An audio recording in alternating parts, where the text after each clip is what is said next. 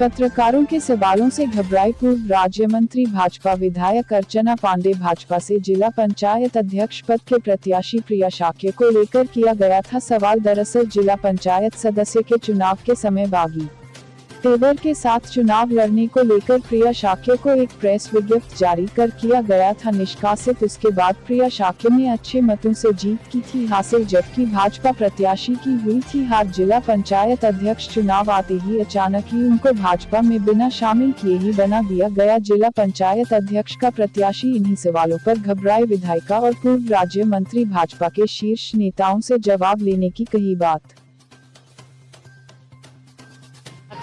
किस पद के लिए आवाज आई है नामांकन करने के लिए? जिला पंचायत अध्यक्ष।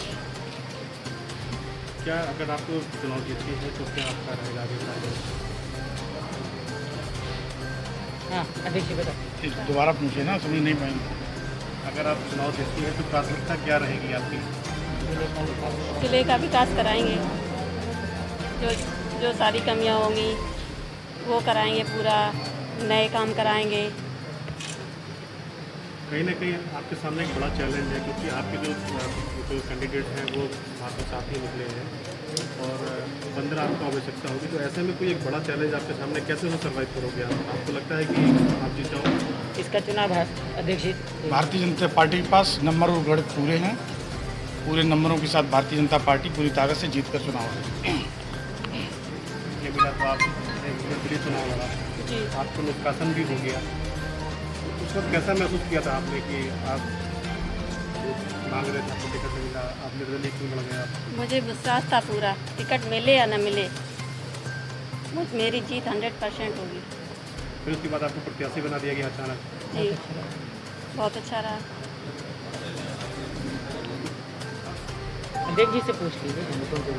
तो आप लोगों ने प्रत्याशी घोषित किया है, पहले पार्टी ने निष्कासन कर दिया, फिर उसके बाद अचानक ऐसा क्या हुआ कि पार्टी की मजबूरी बन गई है? हम लोग भारतीय जनता पार्टी के कार्यकर्ता हैं। पार्टी संगठन के द्वारा जो भी निर्णय आता है उसको सहर्ष स्वीकार करना और उस पर अमल करना, ये हमारे लोगों के सैद्धांतिक प्रक्रिया है और उस पर हम लोगों ने अमल किया।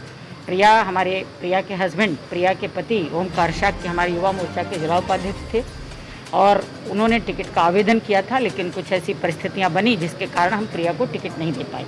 प्रिया चुनाव लड़ी और प्रिया चुनाव जीती। पार्टी के द्वारा फिर निर्देश आया कि इस तरह के लोग जो भारतीय जनता पार्टी में पदाधिकारी रहे हैं और वो चुनाव जीत गए हैं, किसी कारणवश हम उनको टिकट नहीं दे पाए, चुनाव जीत गए, उनको तत्काल पार्टी में शामिल किया और मुझे लगा कि प्रिया हमारी बहुत अच्छी कार्यकर्ता है और बहुत अच्छे तरीके से चुनाव हम लड़ सकते हैं, इसलिए हम लोगों ने भारतीय जनता पार्टी। विपक्ष लगातार ये कह रहा है कि चाल चरित्र चेहरे की बात करती है भाजपा। अब उसके पास खुद कैंडिडेट थे, तो ऐसे में क्या प्रिया साहब क्या मजबूरी थी? क्या उनके पास भी नहीं, कोई मजबूरी नहीं थी। बहुत सोच समझ के हम लोगों ने अपने प्रत्याशी को चुनाव लड़ाया है। प्रत्याशी क्यों चुनाव? कोई निष्कासन वापस लिया है, पुनः हमारी भारतीय जनता पार्टी जारी नहीं हुई, उसकी विज्ञप्ति जारी हमारी समझ में की गई होगी और चलिए तो वो अभी आपको मिल जाएगी। निष्कासन वापस हो गया, संगठन ने निर्देश दिया, संगठन ये पूरे प्रदेश में इसी तरीके का हम लोगों ने निर्णय लिया। अचानक ऐसा क्या हुआ कि निष्कासन वापस प्रत्याशी बना दिया गया? अब ये तो आपको बड़े नेताओं से पूछना चाहिए। हम लोग तो जिले के कार्यकर्ता हैं भारतीय जनता पार्टी। तो जीते हुए थे ना, वोटों की संख्या कैसे पूरी हुई? अब ये तो एक गणित का चुनाव है। अब अगर हम आपको यहाँ से गणित बताने लगेंगे तो कैसे चलेगा? गणित तो बताया नहीं जाता, गणित में सवाल हल किए जाते हैं। विपक्ष का ये कहना है कि जोड़ तोड़ की राजनीति शुरू होगी। क्या लगता है जिस तरह से आप गणित कम से कम बार विपक्ष की बात तो मत करें, जो इस तरीके से हर बार करते रहे हैं उन लोगों को तो गणित लगी, जब गणित का होगा तो फिर क्या यही गणित होगी? क्या तो साहब अब ये तो नहीं, जोड़ तोड़ की राजनीति नहीं आप कह सकते हैं, ये तो भरोसे की राजनीति होगी। जो हम लोगों के साथ भरोसा जताएगा उसको हम लोग पाएंगे। पहली बार अनारक्षित सीट हुई, दोनों ही दलों ने अनारक्षित प्रत्याशी ने उतारे, इसका क्या कारण है? अब देखिए, हर चुनाव की अपनी अपनी देशकाल परिस्थितियां होती हैं। उन देशकाल परिस्थितियों को हम लोगों ने स्वीकार करते हुए जो निर्णय लिया है उस पर अमल किया है।